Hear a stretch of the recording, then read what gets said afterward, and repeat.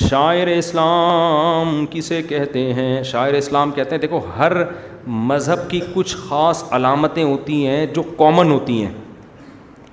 جیسے ہندو لوگ، ان کی عورتیں ٹیکا لگاتی ہیں، ایک مذہبی شعار ہے ان کا. شعار علامت کو کہتے ہیں.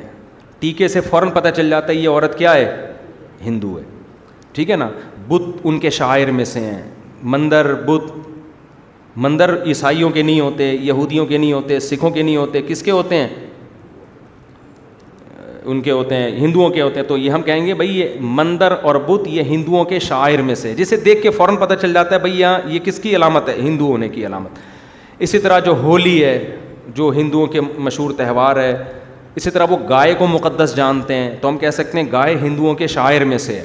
تو کسی بھی مذہب کے، سلیب یہ عیسائیوں کے شاعر میں سے ہے، ہر عیسائی سلیب کا احترام کرتا ہے.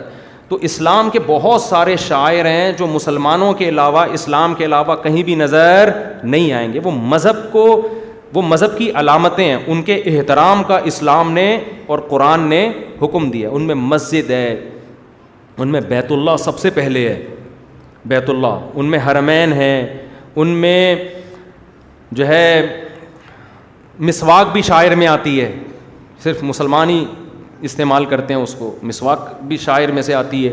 اور اللہ بھلا کرے آپ کا رمضان شاعر اسلام میں سے ہے. ٹھیک ہے نا. تو اس طرح قرآن، سب سے پہلے تو قرآن ہے. تو یہ اس طرح کی جو بھی چیزیں جو ہمارے مذہب کی امتیازی، داڑھی بھی شاعر اسلام میں سے ہے. تو یہ تمام چیزیں اسلام کے شاعر کہلاتی ہیں، جن کے احترام کا اسلام نے ہمیں حکم دیا ہے.